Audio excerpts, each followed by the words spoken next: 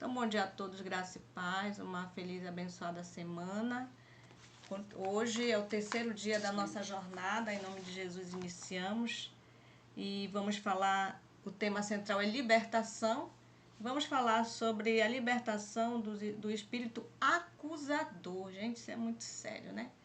A gente às vezes não se vigia lá, acusa os outros. Deus tenha misericórdia de nós e nos ajude nessa libertação.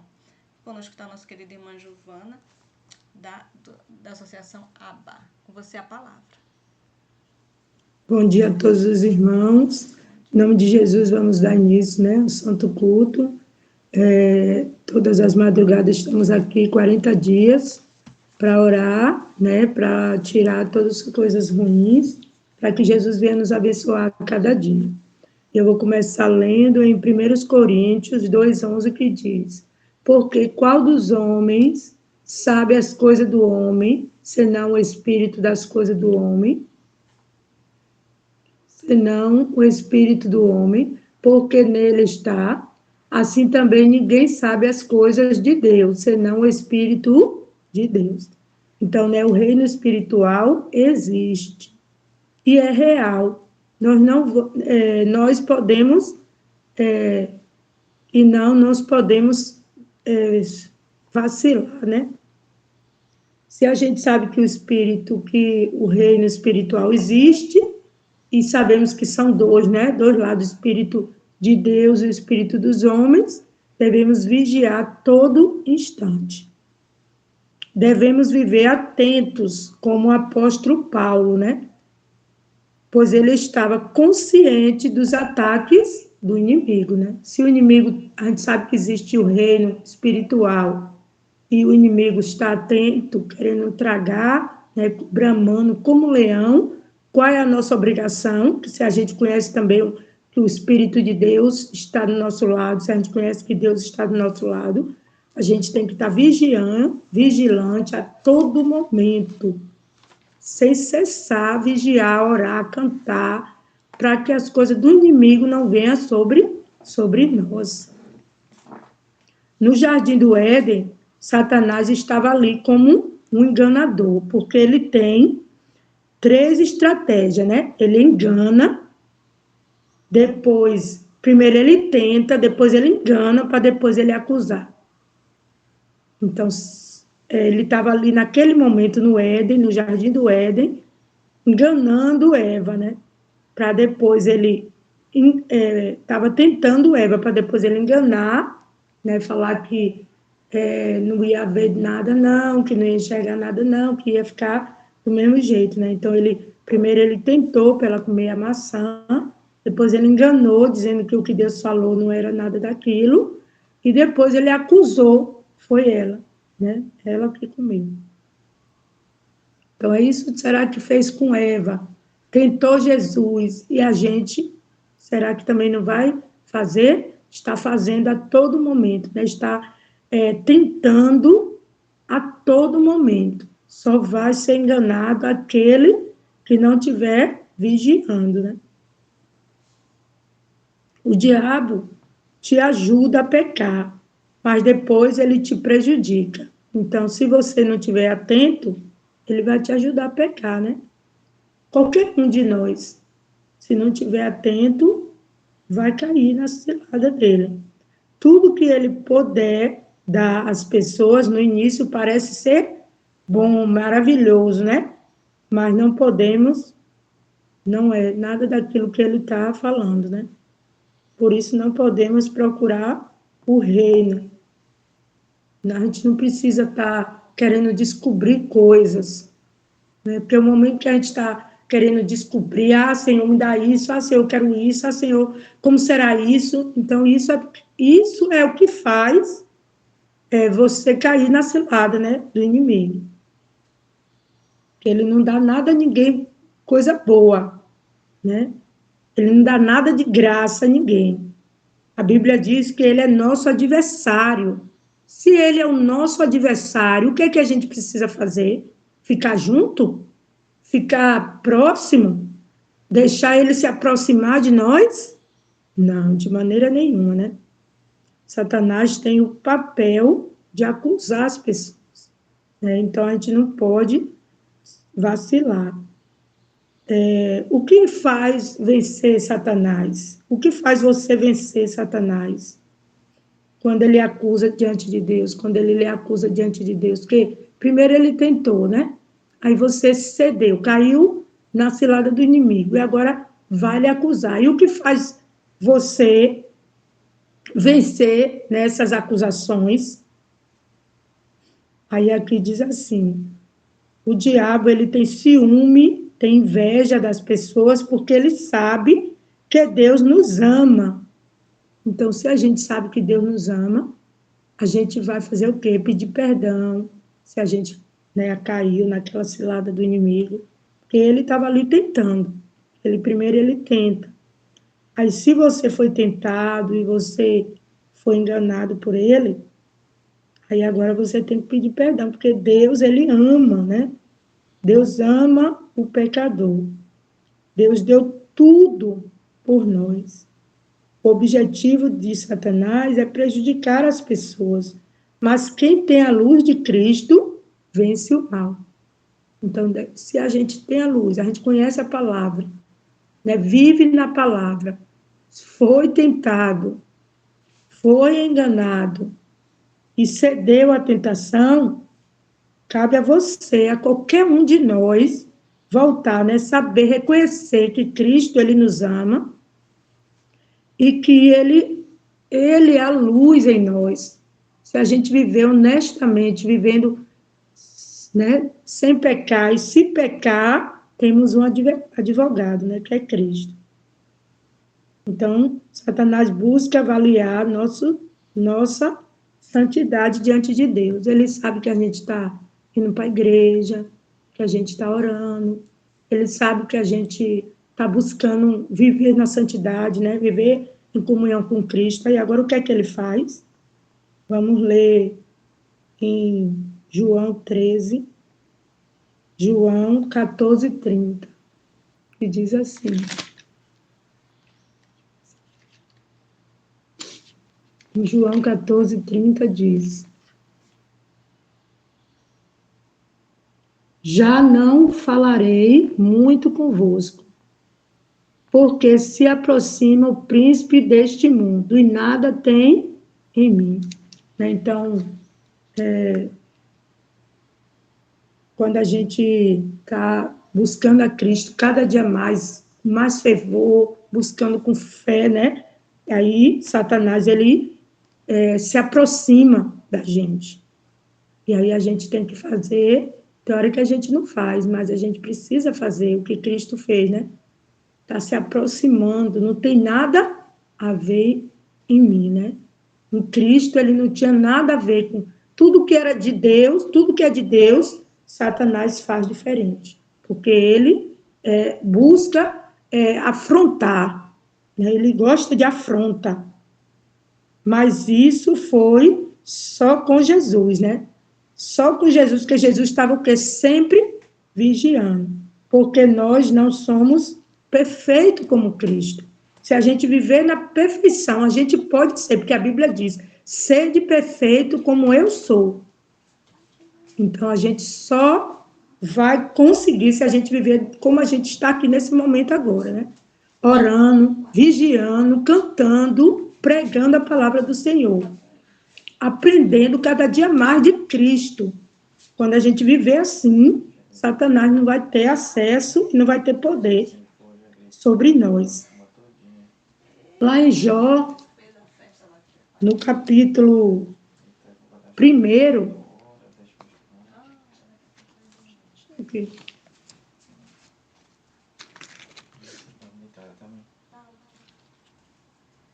Jó, primeiro, eu vou ler de 6 até o 11, que diz assim, o 6. E vindo um dia em que os filhos de Deus vieram apresentar-se perante o Senhor, veio também Satanás entre eles. Então o Senhor disse a Satanás: de onde vens? E Satanás respondeu ao Senhor e disse: de rodear a terra e passear por ela. Então, tá vendo? Ele vive rodeando e passeando, para na hora que ele achar uma brecha, ele, né, ali ele agir.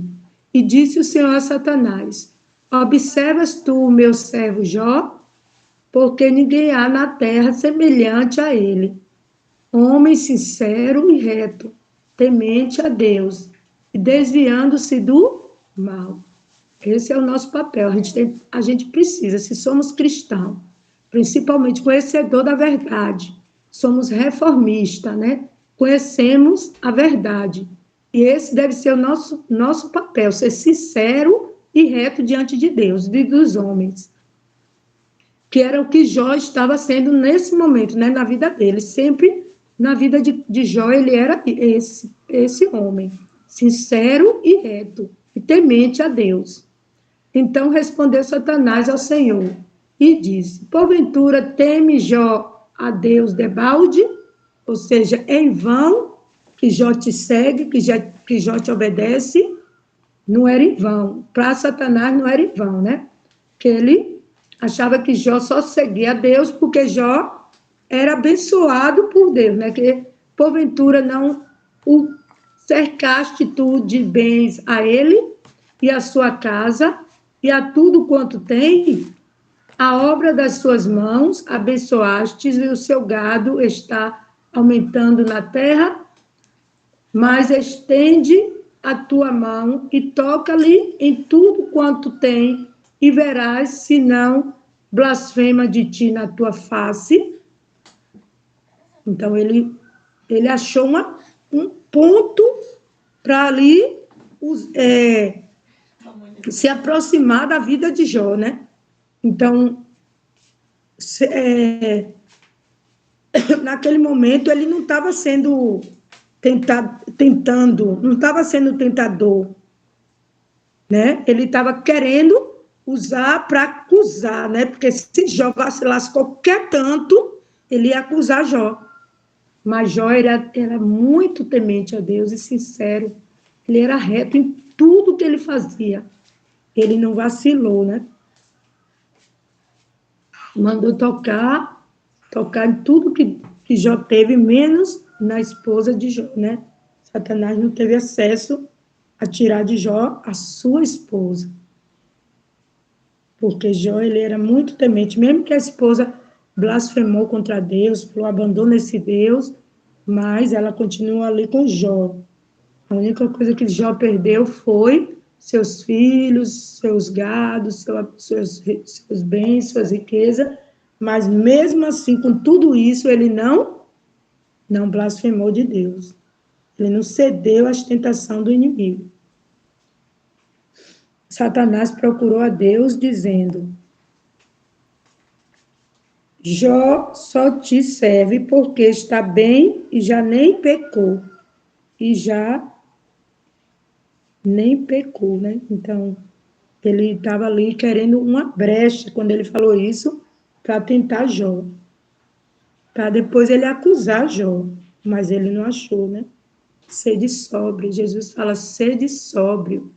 Jó foi sóbrio o tempo todo, os amigos, a esposa, né? O sofrimento, a dor, a pureza, a falta dos filhos, a perca dos filhos, né? Tudo. Mas ele foi sóbrio o tempo todo para não dar ousadia a Satanás, né? Para não dar lugar. Jesus disse, pode tirar tudo. Tirou tudo, né? Menos a esposa dele. Você vai ver que ele é fiel. Jesus falou. E realmente ele permaneceu fiel. Sofreu muito. Ali, né? Ficou pobre, sem os filhos e não pecou.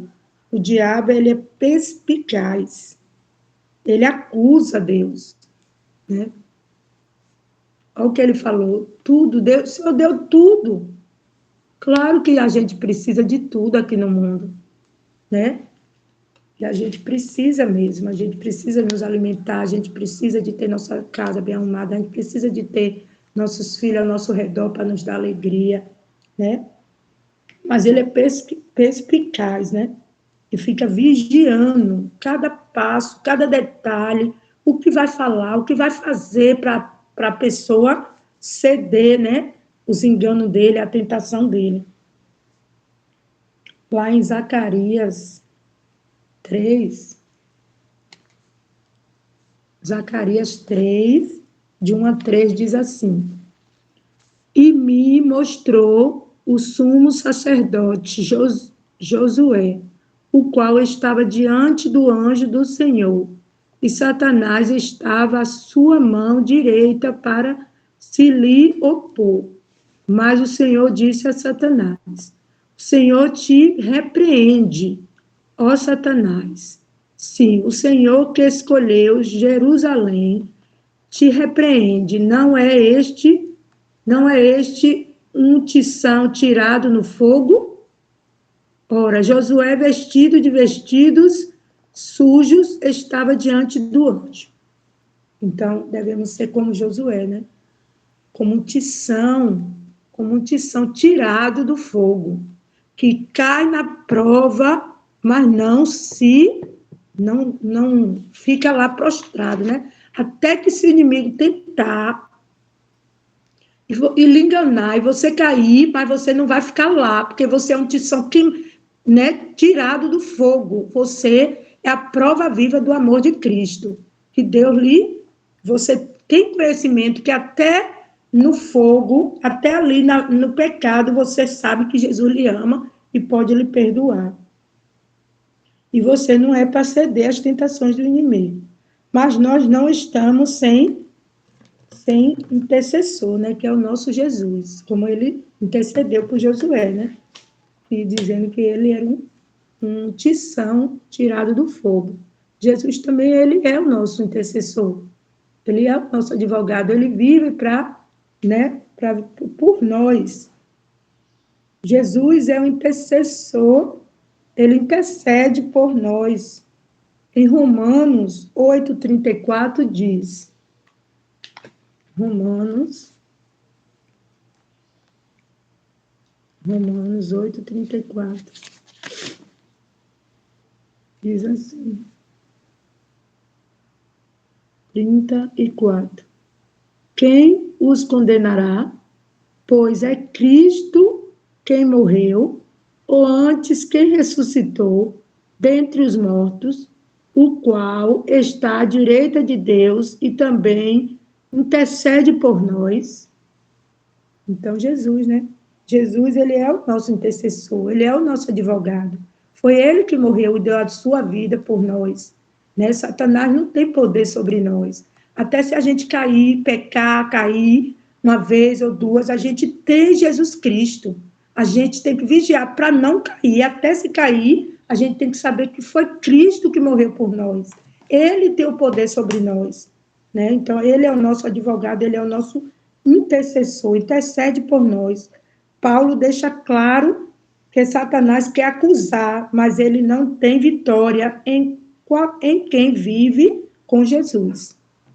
Se a gente estiver orando, ir na igreja, aprendendo cada dia mais de Cristo, ele não vai ter vitória sobre nenhum de nós, sobre nenhum daqueles que estão, né, sobre o poder de Cristo.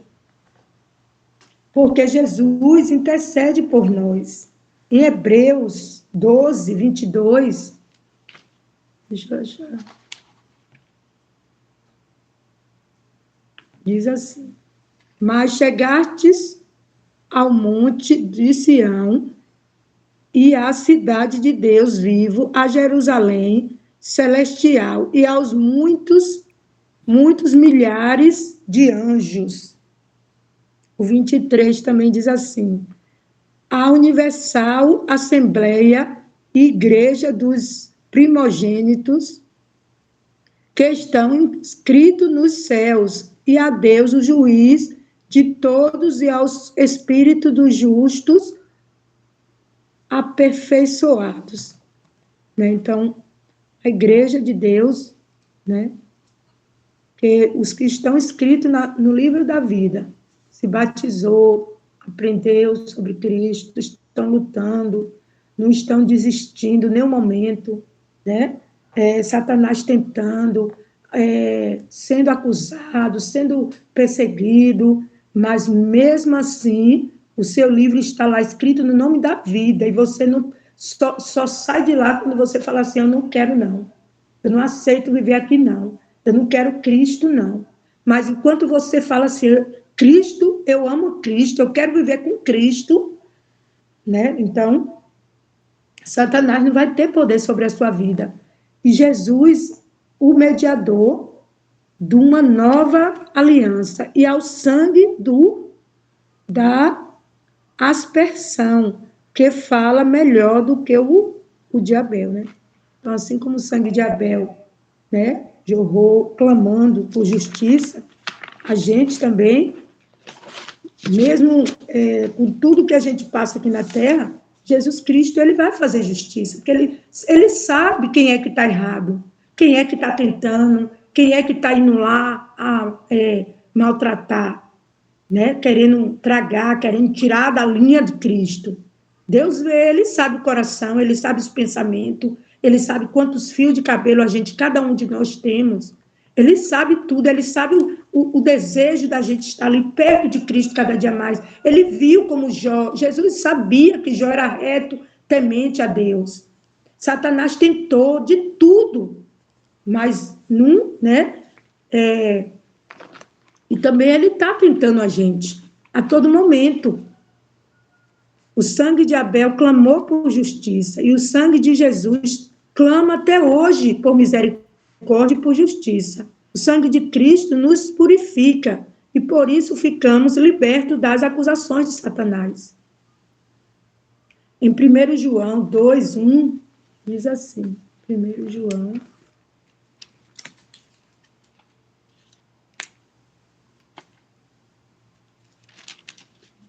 2,